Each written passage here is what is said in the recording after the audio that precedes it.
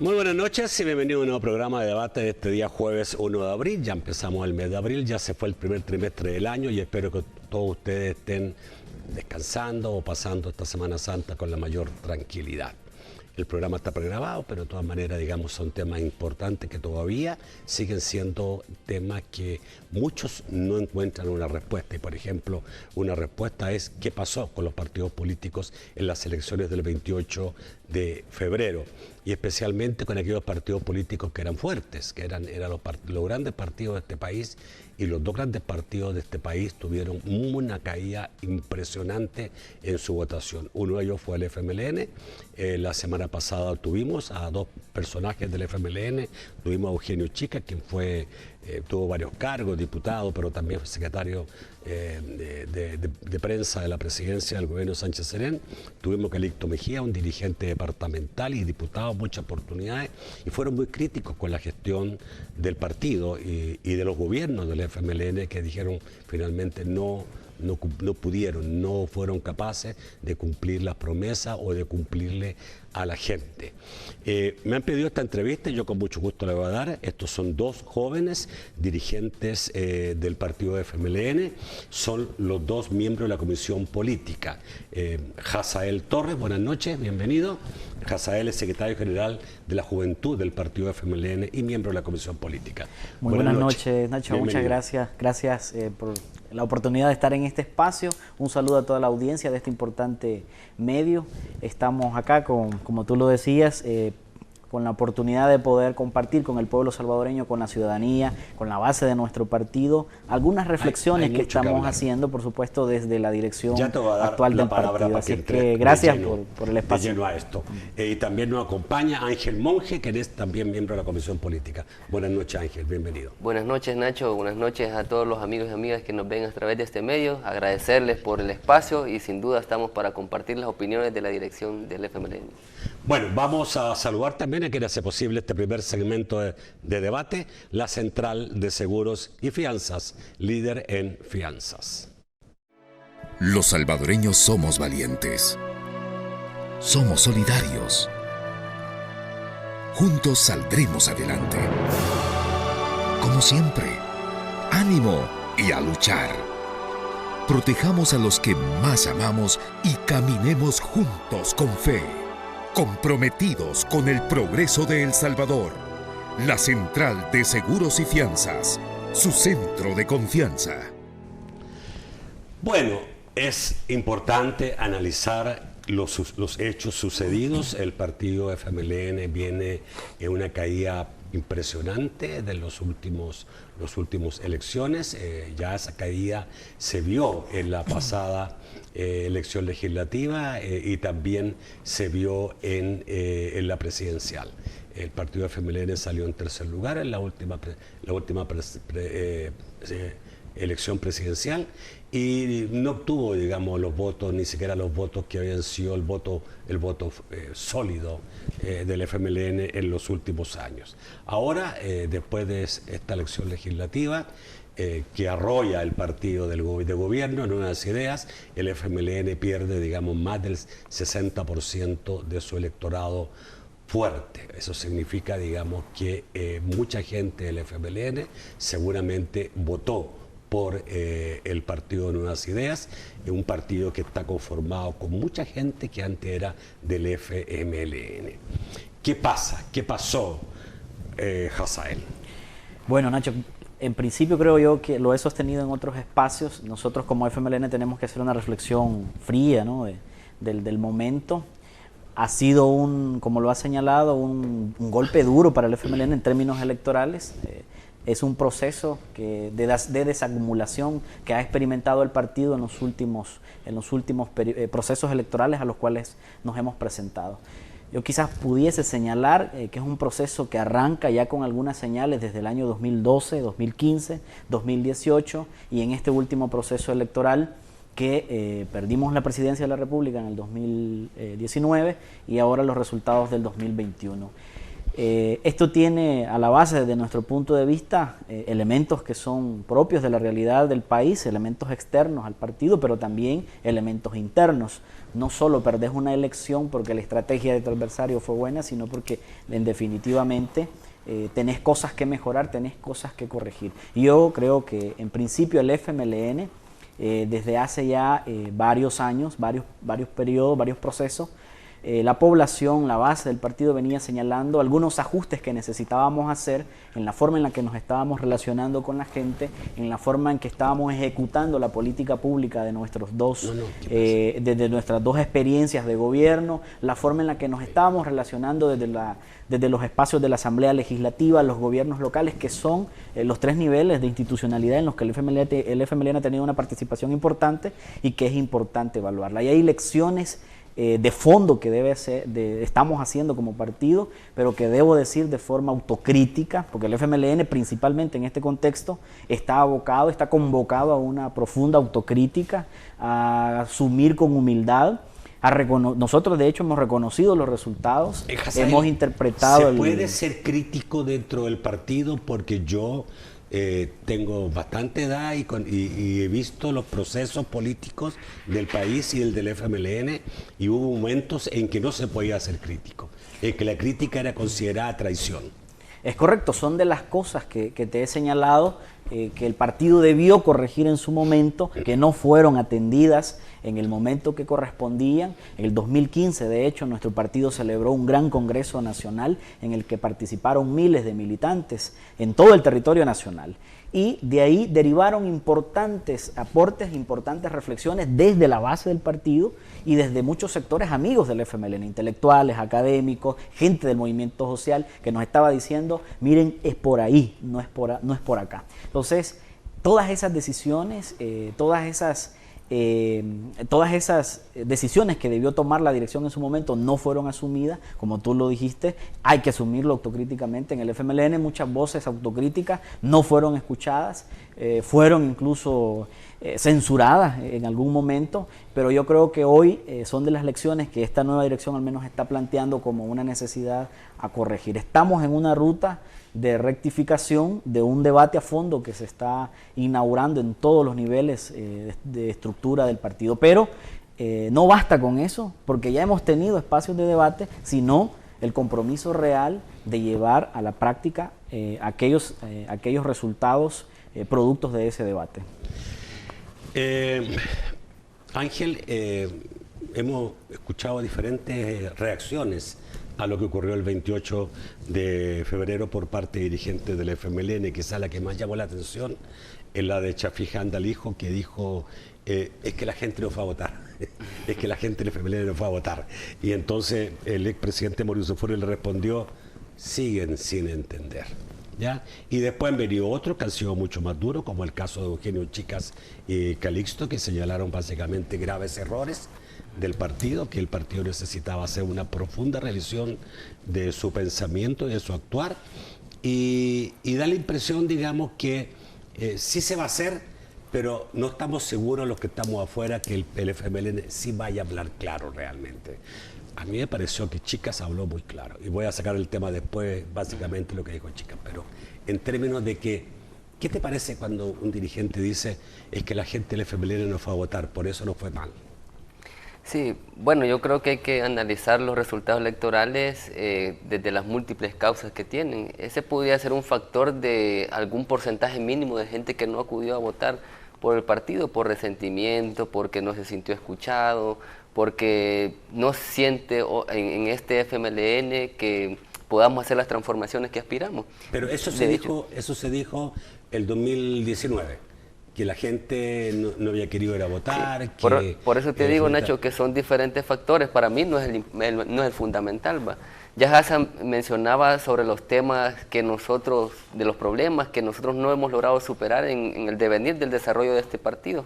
Pero además hay un factor externo que es muy importante analizarlo, el tema del descrédito del sistema de partidos políticos, porque no es solo el FMLN que ha salido golpeado en estas recientes elecciones, sino que todos los partidos políticos de alguna manera han tenido golpes por no adecuarse a las nuevas batallas, por no adecuarse a las nuevas necesidades de la gente. La población, la gran mayoría, estaba descontento de la manera tradicional de hacer política y al FMLN se fue, digamos, en esa correntada porque no fuimos capaces de poder adecuarnos a las nuevas batallas que enfrentamos. Por ejemplo, en el ejercicio nosotros del poder, de los 10 años que tuvimos en la administración y los ejercicios que tuvimos en la Asamblea Legislativa, la gente, la población nos cuestionaba que cómo era posible que un partido de izquierda que represente a los sectores populares, a los sectores marginados de nuestro pueblo, nos diferenciáramos tanto o se diferenciaran muchos de nuestros funcionarios con el tema de los privilegios, con el tema de la rueda de caballitos que existió en muchos de los funcionarios y dirigentes del FMLN.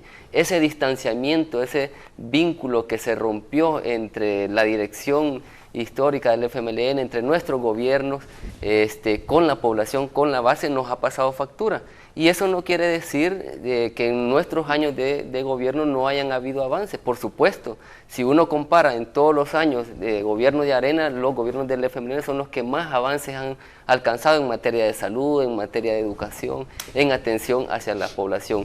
Pero el vínculo para poder conectarnos con la gente sobre las necesidades concretas, sobre explicarle a la población sobre las dificultades que teníamos para poder lograr las transformaciones a las que el pueblo y la base aspiraba. Porque mucha de la gente que votó por nosotros votó por los sueños, por los planteamientos, por las propuestas que nosotros hacíamos de transformar de raíz este sistema, cosa que quedamos todavía debiendo en nuestro gobierno a pesar de los avances.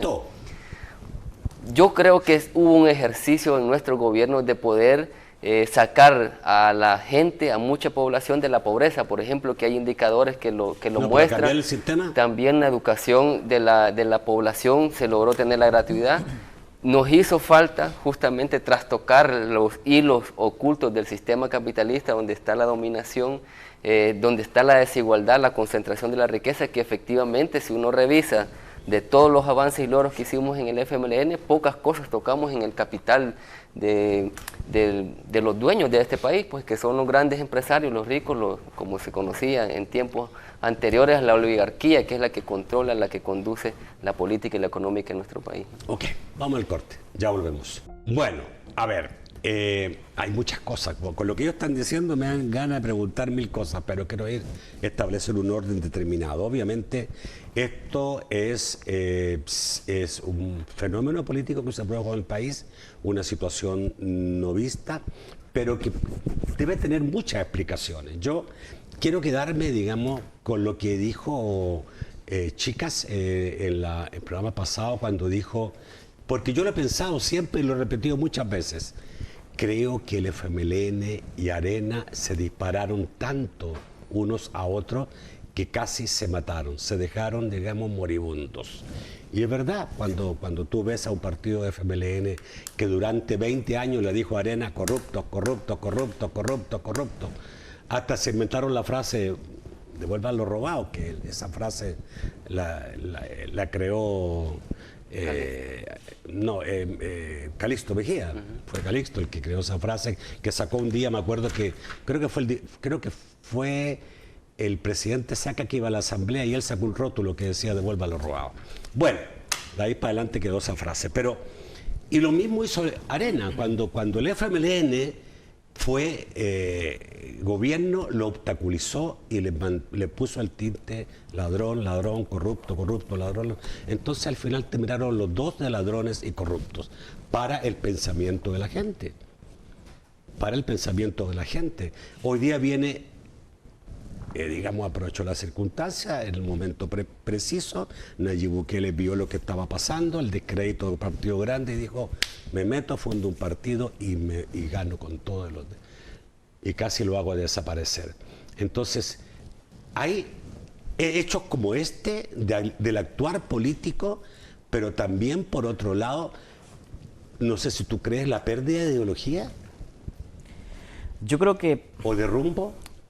Yo creo que en el camino, yo recuerdo una de las tribunas de Chafik en la Plaza Barrio, cuando Chafik señalaba que, Chafik padre, que desde que el FMLN entró a las reglas, ¿no?, del sistema para participar en los procesos electorales posterior a la firma de los acuerdos de paz, teníamos que entrar al sistema, como él lo señaló, con la pretensión o con el compromiso de cara al pueblo de transformarlo. Pero que en ese caminar, que en definitiva nos habíamos enredado en algunas cosas en esto de las elecciones. Eso yo creo lo decía que Chafik en vida, y estamos hablando de... Correcto, que sigue teniendo mucha vigencia muchos años después. Y es que Chafik tenía claridad de que justamente el FMLN entraba al sistema para transformarlo, pero corríamos los riesgos de que el sistema terminaría transformándonos a nosotros. Yo creo que en el ejercicio de la función pública desde el FMLN hay que asumir autocríticamente que hubo algunos elementos que terminaron desviándose, mucha gente que terminó cumpliendo un papel de función pública, ya sea en el aparato, en el Ejecutivo, ya sea en la Asamblea Legislativa.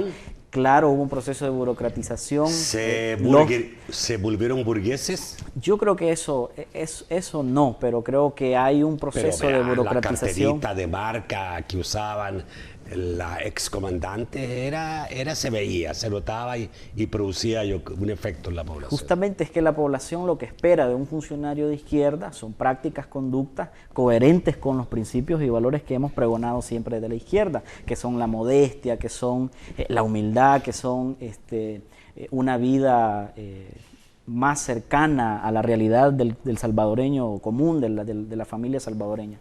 Creo yo que fuimos perdiendo la humildad. Hubo muchos funcionarios que entraron bajo la política de alianzas a nuestros gobiernos, que tuvieron actitudes arrogantes, prepotentes desde las diferentes carteras del Estado. Es decir, hay un abanico de situaciones, incluso hasta muy concretas, Nacho, desde la actitud de un concejal en una alcaldía, desde la conducta de un empleado en el Ministerio de Gobernación, allá en una dependencia departamental, desde las pequeñas actuaciones de nuestros funcionarios empleados, van construyendo una acumulación con la gente o una desacumulación con la gente. Yo creo que muchas cosas fueron ocurriendo y el partido no tuvo el carácter, la beligerancia para atenderlas y pararlas de tajo en el momento que ocurrieron, y se fueron acumulando y se nos terminaron convirtiendo en un boomerang que nos afectó en nuestra relación con el pueblo. Pero yo solo quería cerrarte con tres cosas que son de las que nosotros hemos considerado como las tres principales a las cuales hay que atender en este momento. Uno, que en el FMLN debemos entender, y estamos en esa ruta de debate, por supuesto. Una es que el acumulado histórico que el FMLN había conquistado en su relación con el pueblo se ha debilitado. Se ha debilitado drásticamente y el FMLN tendrá que replantearse de inmediato un proceso de reacumulación de fuerzas, y eso solo lo puede hacer si se vincula permanentemente en la cotidianidad con la gente. Dos, que el modelo de partido que hemos tenido hasta este momento se ha agotado. Si el FMLN no es capaz de actualizar sus métodos, sus estilos concretos, sus prácticas concretas de hacer el trabajo político desde la estructura partidaria, no habrá futuro para el FMLN. Y otra cosa importante, si en el FMLN no comprendemos la necesidad histórica del nuevo papel que deben jugar las generaciones históricas, y me refiero principalmente a los comandantes, a los dirigentes históricos que han dirigido por muchos años este partido. Si no se comprende la necesidad de una transición generacional en el FMLN, insisto, estaremos también comprometiendo el futuro del partido. Y no me refiero, Nacho, porque esto a veces tiende a confundirse, solo cierro con esto, no me refiero a los veteranos de base del partido, me refiero... Yo creo en el último bloque a un poco a para dónde ir, pero quiero hurgar en el pasado porque me parece que es fundamental. El FMLN finalmente, digamos, ha tomado tres decisiones importantes. Una es el llevar a Mauricio Funes a la presidencia de la República, una persona que no era militante del partido, sino que era solamente una persona, digamos, de pensamiento similar. El llevar a Sánchez Serén en una edad determinada donde el hombre no estaba en condiciones de salud, y yo soy un convencido que el presidente Sánchez Serén lo pusieron en la presidencia cuando ya estaba en malas condiciones de salud, y creo que casi todo su gobierno era cosa de verlo, observarlo de cerca para darse cuenta que el hombre estaba enfermo. Y tercero, haber aceptado e incluso haberse ufanado de tener una Nayib Bukele dentro del FMLN, y a quien creyeron que podía ser el próximo líder. El FMLN nunca hurgó en su gente, en su militancia, quien tenía dotes parece que no había una visión muy selectiva de quién podía ser el que llevaran como máximo líder a una contienda.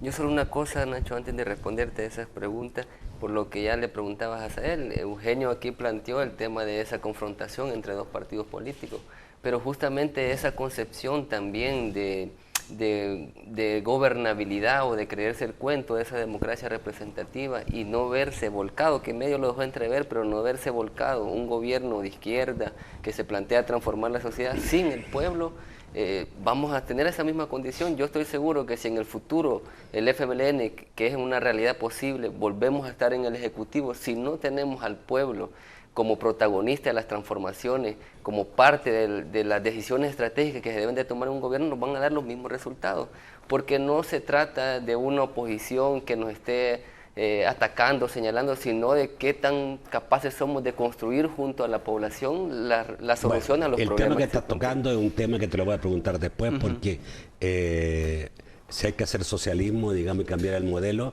pues no sé si El Salvador está en condiciones, digamos, o estuvo en condiciones en su momento de eso. Pero un proceso que El Salvador es un país muy particular. Pocos países del mundo tienen un tercio de su población en Estados Unidos y pocos países del mundo viven de ese tercio de la población que está fuera del país. Y esto lo hace un país tremendamente dependiente. Más que Nicaragua, que tuvo otra... Bueno, pero... obviamente le ha afectado al FMLN lo que yo decía. Finalmente terminó afectándole la elección de Mauricio Funes y haberlo llevado a la presidencia. Le afectó un Sánchez Serén que comunicacionalmente era muy poco, por no decir nulo. No le agregaba nada al liderazgo al presidente, al gobierno que había, ¿no? Y crean un Bukele. Sí. El FMLN... ¿Qué pasó con la comisión política? ¿Tenía, digamos, estaba actuando bien o demasiado mal? El FMLN ha generado una política de alianza desde hace muchos años. Incluso hasta en el periodo del conflicto armado, el FMLN tenía experiencias de alianza con otros sectores. ¿La seguirías haciendo? De hecho, es que para poder transformar la sociedad, el FMLN debe de volcarse a las alianzas, debe ser principalmente con los sectores populares, con los sectores organizados de la sociedad civil, por ejemplo, no solo con las personas, porque eso sí, efectivamente, como dicen, nos han pasado factura. En la participación de Funes en la presidencia jugó su papel en la historia y con él logramos hacer una gran cantidad de avances y por supuesto hubieron un montón de errores que la gente no lo señala, la militancia lo sabe, incluso hasta el mismo FMLN, la dirección de ese entonces, sabía de las dificultades que se tenían con él. Bueno, con Salvador, tú has señalado, también se continuó la ruta de los cambios, de los avances que se hicieron, pero tuvimos muchas deficiencias como el tema comunicacional, que incluso se cometió el error aquel de la austeridad en el tema de las comunicaciones. Hoy ustedes ven este gobierno utilizándolo a diestra y siniestra los recursos del Estado para poder comunicar su mensaje. Y el caso de Nayib Bukele, que bueno, aquí estuvo en este mismo espacio el secretario departamental que en ese periodo se buscó, como en ese Departamento de la Libertad, la tarea de buscarlo como candidato para el municipio de Nuevo Cuscatlán. Ahí era una tarea que se le había asignado dentro de las alianzas para poder ganar esa municipalidad. Luego la comisión política tomó la decisión de llevarlo a la capital de San Salvador y delegaron a 2 compañeros para que fueran a reclutar. Pero era una decisión de la comisión política. Justo esa relación que se construyó ya en ese departamento fue lacerada como muchas otras relaciones que se laceran en las relaciones de las alianzas que se construyen. Efectivamente, nosotros lo hemos señalado, el trato que se pudo haber desarrollado ahí en ese proceso no fue el mejor. Miren, nosotros hemos escuchado en asambleas de militantes a muchos compañeros y compañeras que plantean que la mejor salida hubiera sido sancionar a él y no darle la puerta para que hoy fuera el presidente de la República, que fue una decisión de esa dirección del partido. Lo mejor hubiera sido sancionarlo, ahí estuviera, quizás como muchos otros que están en el FMLN, generando división, confrontación, pero no tuviéramos a un presidente con tinte fascista, neoliberal, como ya se ha planteado en otros espacios aquí, que hoy tiene a mucha gente encantada, pero que justamente en estas semanas, después de las elecciones, hemos comenzado a ver ya muchas medidas que van a afectar al pueblo salvadoreño. O sea, un presidente, tú lo calificas de fascista, pero un presidente, digamos, que está utilizando los mismos argumentos de ustedes.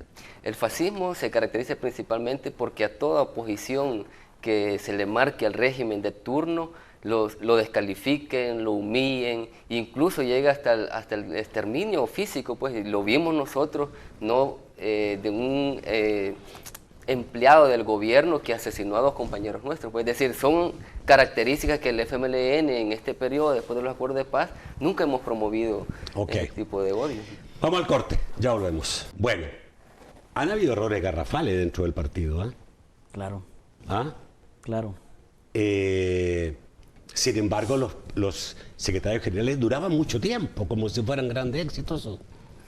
Sin duda, yo lo decía al principio, una de las debilidades del partido, y lo ponía como un tercer elemento, la necesidad o la ausencia más bien de una política de relevo generacional en el partido, en todas las tareas, ya sea para ejercer cargos de función pública, ya sea para tareas de conducción partidaria, etcétera, etcétera. Hoy por hoy enfrentamos esa realidad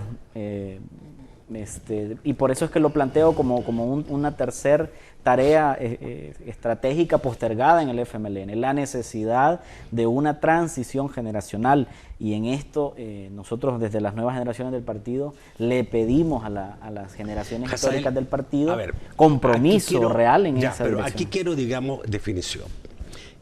Obviamente el FMLN es un partido de izquierda con raigambre socialista, marxista en muchos de los fundadores o dirigentes máximos. No sé hasta qué punto todavía queda, digamos, lo del pensamiento marxista dentro del FMLN. Yo no estoy diciendo que sea malo, estoy diciendo que es una realidad. Pero obviamente normalmente los partidos así, que se hacen grandes, se destruyen. Los partidos de izquierda cercanos a lo que es el comunismo son partidos pequeños, que no ante la imposibilidad de hacer la revolución y cambiar los sistemas en los países, se transforman como en partidos de conciencia dentro de un ámbito político y funcionan, digamos, bastante bien con un 5, 6, 10%, pero por ahí se mantienen. ¿Creen ustedes que el partido debe volver a ser un partido grande o preferirían durante un tiempo tener un partido, digamos, que sea no grande, pero sustantivo, digamos, en su calidad? Bueno, en principio creo yo que todas las experiencias que hay en el mundo, en América Latina, sobre la vida de los partidos precisamente de izquierda, en principio creo yo que no pueden establecerse como una regla, ¿no? Claro, en general. La vida es dinámica, las realidades son diversas.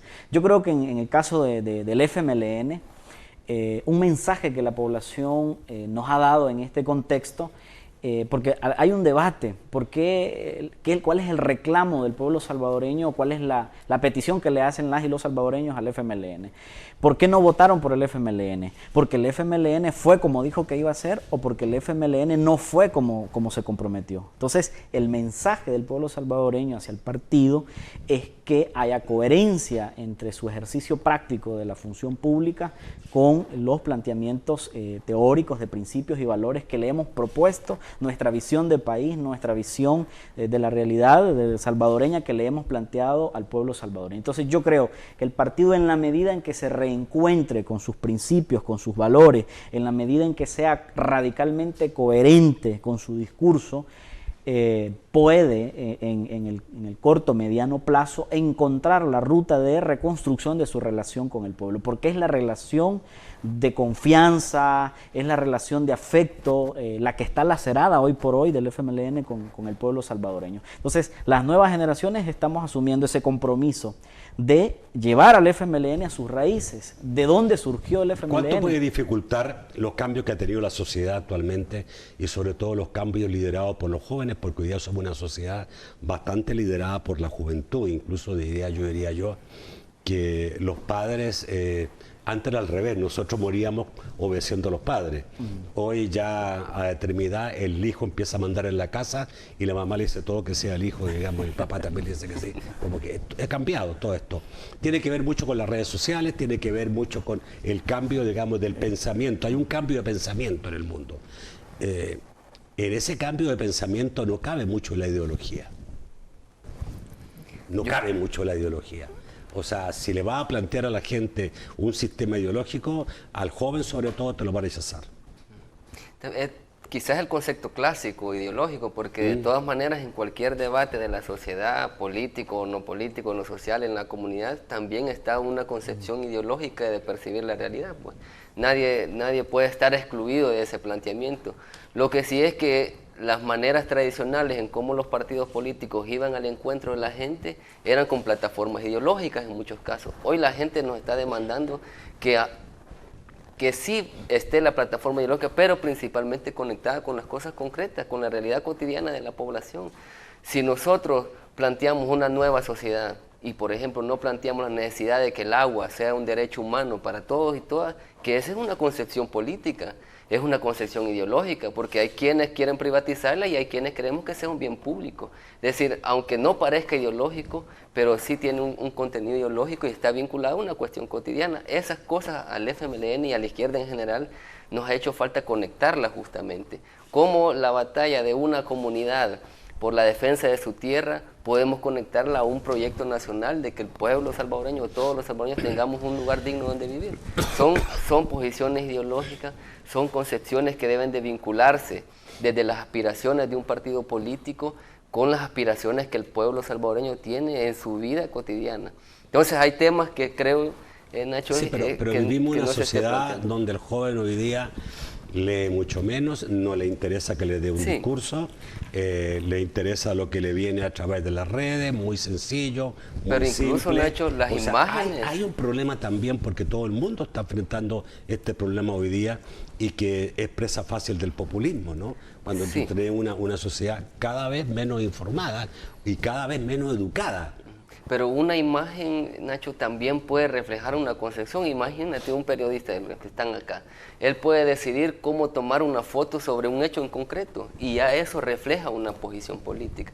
Por ejemplo, usted puede en una manifestación sacar el descontento de una campesina que expresa su derecho a ser reivindicada sobre algún tema, o puede sacar a un muchacho que esté con un garrote. Es decir, ya también la percepción con la que se haga eso también denota una concepción política, ideológica. Por eso te digo, sí efectivamente hay un cambio, principalmente a través del uso de las tecnologías, pero también desde aquí se puede usar esa herramienta para poder llegar al corazón de la población. Bueno, una virtud que, como se decía anteriormente aquí, que ha tenido este grupo empresarial del gobierno es la capacidad de detectar justamente qué es lo que la población está percibiendo, qué es lo que la población está sintiendo, porque muchos de los conceptos que ellos han usado en campaña son los conceptos que la gente usa en las comunidades, que la gente usa en los buses, que la gente usa en los mercados, porque lo ha popularizado, y es con el uso científico de la tecnología, que es una cosa que como FMLN nos ha costado incluso en este periodo, con esta nueva dirección, poder asumir desde una manera científica el uso tecnológico para poder llegar al corazón, a las ideas, a la cabecita del pueblo salvadoreño. Pues una de las cosas que nos hacen falta por estudiar. Es otro mundo. Vivimos un mundo totalmente diferente. Yo no sé si los partidos políticos se pueden adaptar a este nuevo mundo. Yo creo que es posible. Todas las nuevas realidades son producidas por los seres humanos. Y en los partidos políticos habemos jóvenes, habemos seres humanos, profesionales. Yo creo que es posible. Pero pasa principalmente por la voluntad de cambio que deben haber en los partidos políticos y principalmente en el FMLN. Si no hay voluntad de cambio, si apelamos a la nostalgia de vivir de las glorias pasadas y no entendemos las nuevas dinámicas que rigen, las conductas que rigen el sentido común de las cosas en este momento, nos vamos a quedar relegados en la historia del país. Yo creo que el partido está abocado a eso, a actualizarse, a perfeccionarse, y yo creo que las nuevas generaciones tienen un papel importante que jugar en este contexto para el FMLN. Por eso es que yo lo ligaba a esa necesidad de transición generacional para incorporarnos a esas nuevas formas de entender la realidad de la juventud, entender la realidad de las mujeres, de las familias salvadoreñas en concreto, y de poder trasladar soluciones concretas sobre las demandas que ahora tienen los jóvenes, que son tan dispersas. Pero yo le digo algo que es una realidad, porque hoy día, digamos, regalarle a alguien una computadora o un teléfono celular no lo va a hacer más educado. No, claro. Al revés, porque va a dejar de leer un libro, incluso en las redes sociales o en general, lo puede encontrar, pero no lo va a buscar, porque no es tan fácil encontrar el buen material puede haber ahí. Yo creo que no es tanto el problema de la tecnología, Nacho, sino... la tecnología ha cambiado el mundo. En definitiva, pero depende del uso que tú le des. Y yo creo que hay sociedades que han demostrado que la tecnología puede ser una herramienta que nos ayude a mejorar las condiciones de vida. ¿Pero tú crees que todavía podríamos estar en un momento de que le incentivemos a la gente o le digamos, mire, aquí está un problema de clases, de lucha de clases, el poderoso se aprovecha del débil, aquí acá? ¿Tú crees que esos discursos, digamos, que no digo yo que no han sido válidos en su tiempo, pero hoy día todavía pueden calar? Yo creo que hay una realidad todavía estructural. El agua al derecho de todos y que no vaya, digamos, el millonario a robarse más agua que tú. Yo creo que sigue teniendo vigencia en la medida en que en el país haya pobreza, haya desigualdad, en la medida en que no cambie la forma en la que está organizada, la forma de producir, la forma de distribuir la riqueza en este país. Yo creo que seguirá existiendo de fondo una realidad de desigualdad económica, de desigualdad de oportunidades. Yo creo que es válido seguir hablando de desigualdades en materia de oportunidades. ¿Es válido seguir hablando de partido revolucionario? Claro que es válido. ¿Por qué no? ¿Entiende la gente lo que es los revolucionarios? Bueno, eso es un desafío para los partidos revolucionarios, que lograr que la población entienda la vigencia de las ideas revolucionarias en el actual contexto en el que vivimos. Vamos a ir a otro corte, el último de la noche, volvemos rápidamente y vamos a tratar de encauzar un poco por dónde deben ir las cosas, un poco más lo que planteó en su momento determinado Hazael. Ya volvemos. Bueno, vamos a al último segmento de este programa y obviamente interesante, digamos, lo que están contando o diciendo o respondiendo estos dos integrantes de la Comisión Política del FMLN, que son dirigentes jóvenes. Ahora, yo sí creo, digamos, y creo que muchos son bueno, ¿y ahora qué va a pasar con el FMLN? ¿Puede salir nuevamente las caras de siempre a decir, a dar explicaciones, o tiene que esto asumirlo un grupo de caras nuevas? ¿Debe tomarse el partido gente nueva que no ha tenido la oportunidad de estar en la primera línea y mostrar otra cara del partido? Por supuesto que sí. De hecho, bueno, Hazael ya lo ha planteado, la necesidad, la realidad misma, el pueblo mismo, la militancia misma, ha exigido desde hace años ya justamente de que haya nuevos liderazgos, y no solo estamos hablando de la condición de ser jóvenes, sino también de la necesidad de tener un nuevo planteamiento al interior del FMLN que nos conecte a las nuevas realidades y a las necesidades de la población. Justamente nosotros... Voy a ser muy franco. ¿Te gustaría que siguieran dando las explicaciones un Medardo González o un Chafis Jandalijo o Lorena Peña, etcétera? ¿Te gustaría o tú les pedirías a ellos hoy es momento que ellos aparten? Justamente nosotros somos del planteamiento y se ha abordado en discusiones internas en el Consejo Nacional, en la Comisión Política, de que el papel que hoy deben de jugar esos compañeros que lograron hacer que hoy nosotros podamos estar en un espacio como este, disfrutando de una democracia. No, lo digo porque realmente han jugado un papel valioso en el proceso salvadoreño y también sabemos que han aportado toda su vida, su sacrificio para eso, pero hoy justamente debe de entenderse también la necesidad de que sean otras generaciones de compañeros y compañeros que asuman la conducción, el liderazgo, las vocerías de este partido, del FMLN. Hay capacidad en el FMLN, hay hombres y mujeres, incluso hay compañeros mayores que han sido excluidos también de este proceso de ser vocería. Es necesario hacer eso. Nosotros estamos justamente en un debate en el FMLN de la necesidad de pasar a ese paso, de darle un salto en el FMLN, de que se presente como un proyecto que sea capaz de actualizarse, renovarse en su liderazgo. Ok, te voy a preguntar algo que muchos se lo han preguntado. ¿Es la solución Óscar Ortiz, por ejemplo? Yo creo que la solución es la militancia, es la base del partido. Por eso nosotros estamos No se debe provocando... pensar que una persona va a ser la No, solución. en ningún momento, en ningún país va a ser la solución un personaje, ¿va?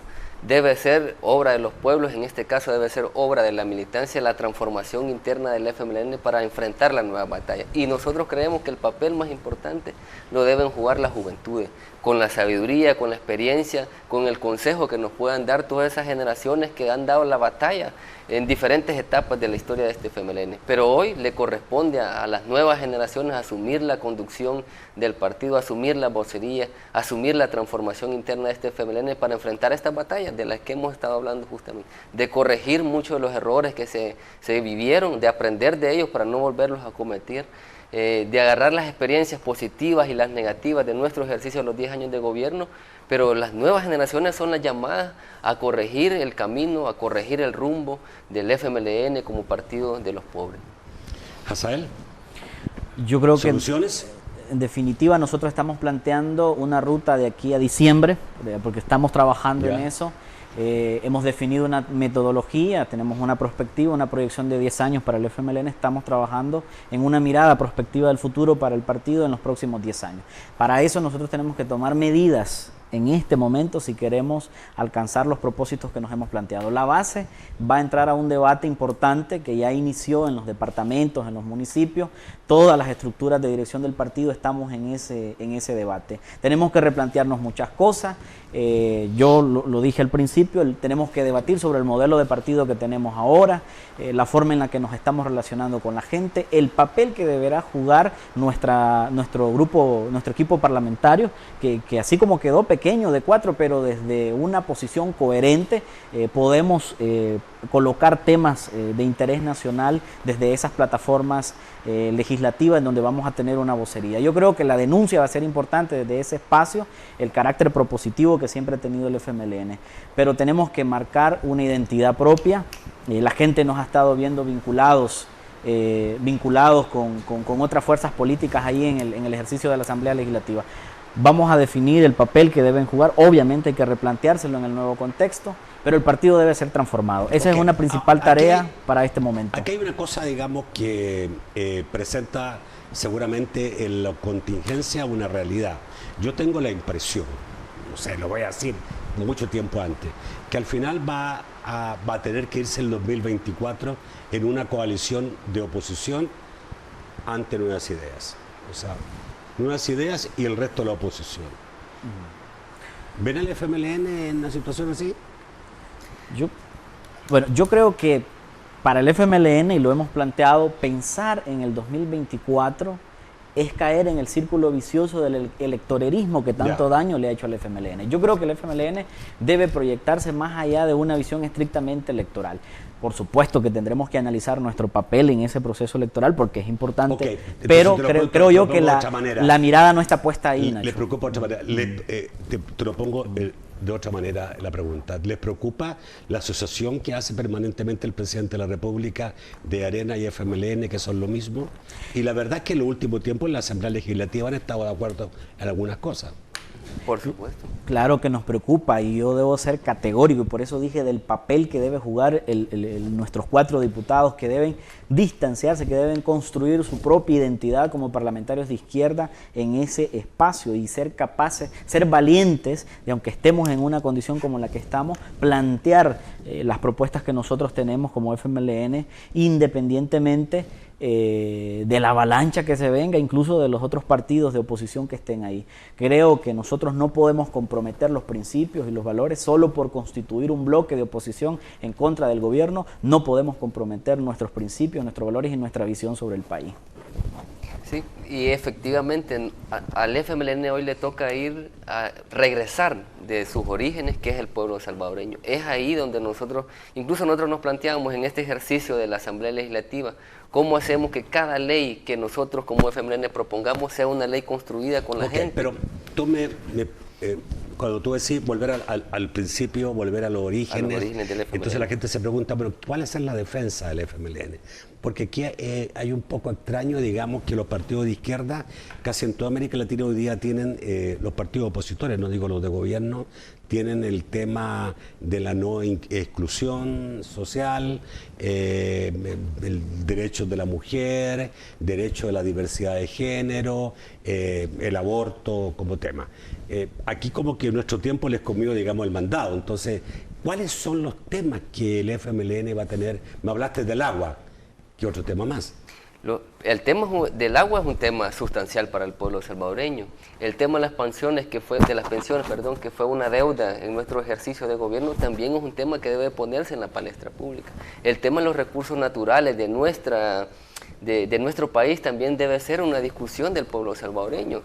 Ya se aprobó en nuestros ejercicios de la Asamblea una ley en contra de la minería. Esa es una defensa que hoy debemos de hacer también para que no se vuelva a abrir ese capítulo de vulnerar los asentamientos históricos de comunidades por explotar un mineral.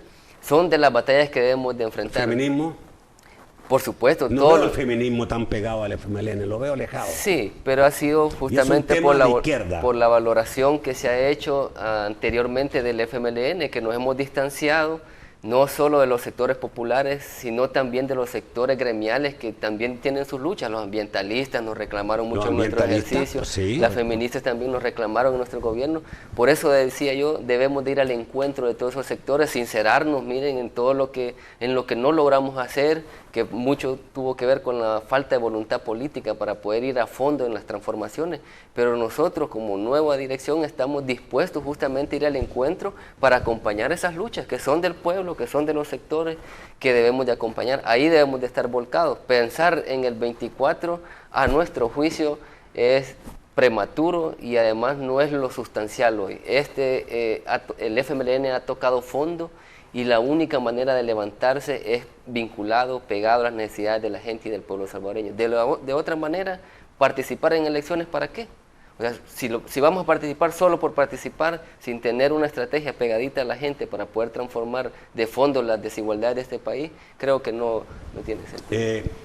Ángela, ¿hace cuánto tiempo que tú eres miembro de la Comisión Política del partido? Vamos a cumplir 2 años de esta nueva Comisión Política. 2 años. Somos 10 jóvenes de 19 que pertenecemos ahí. Claro, ha habido una estrategia desde los medios también de ocultar esta nueva realidad. Además, las vocerías tradicionales del FMLN siempre han sido dirigentes históricos del FMLN que han estado por muchos años en la dirección del partido. Pero hoy hay un contingente de jóvenes, tanto en la dirección, en la Comisión Política, como en el Consejo Nacional, que también tenemos voz, que venimos de abajo para poder expresar. Se nos acabó el tiempo. Gracias, Hazael. No, gracias a ti, Nacho, por la oportunidad. Lo dije bien, ¿no? Hazael. Sí, muy bien. Gracias a ti por la oportunidad de poder compartir con el pueblo salvadoreño, con nuestra militancia, con la base del partido, estas reflexiones. Que hay todavía mucho que decir, tú lo decías, hay tantas cosas que quisiera preguntarles, pero un gusto enorme poder estar acá, es primera vez que estoy en este espacio. Mí un gusto también, y espero pues que podamos seguir debatiendo con todo gusto. Claro. Como renovadores y gente y como jóvenes que están cambiando un partido político del país, en este caso el FMLN. Ese es nuestro propósito. Gracias, Nacho, Suerte. Y gracias a la gente que nos ha estado viendo a través de este programa, y vamos a seguir justamente en estos espacios debatiendo y reflexionando sobre la necesidad de recuperar la credibilidad y el cariño del pueblo salvadoreño. Bueno, amigo televidente, gracias a usted por su sintonía. Yo lo espero mañana a las 8 de la noche en un nuevo programa de debate. Que pasen muy buenas noches.